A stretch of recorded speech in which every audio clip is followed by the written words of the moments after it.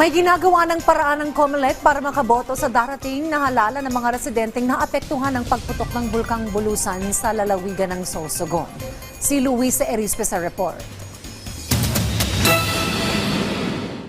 Naiyak na lang si Nanay Marilu sa dinanas matapos pumutok ang bulkang Kanlaon. Naperwisyo na nga ang kanyang trabaho. Wala na rin siyang babalikang tahanan. Halos matabunan na kasi ng abo ang kanyang bahay. Yung bahay namin, di na namin matirahan kasi nawasak na yung bubong sa asphalt. Sa ngayon, wala kaming hanap buhay. Nandito kami lahat sa evacuation. Isa rin sa iniisip niya, magagawa pa ba niyang makaboto? Paano kasi? Malayo ang presinto mula sa tinutuluyan niyang evacuation center. Mahalagaan niyang makaboto siya dahil dito niya pipiliin ang tutulong sa kanila sa panahon ng sakuna. Ngayon talaga ang kailangan namin para matulungan kami lahat. Importante sa akin ang boto. May tutulong sa amin kay wala.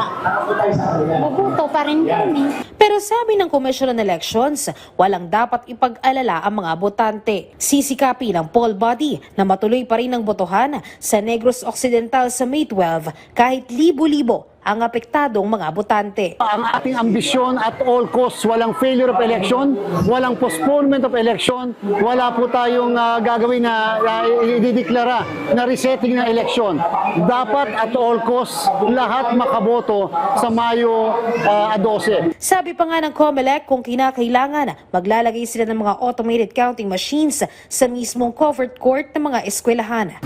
Wala nang 2 linggo bago ang araw ng botohan, marami pa rin ang mga bakwit dito sa La Carlota Elementary School. Pero ayon sa COMELEC, kahit pagbotohin ang mga botante sa mga covered court o kaya ay opisina ng eskwelahan, gagawin nila basta walang isang botante na hindi makakaboto sa darating na halalan.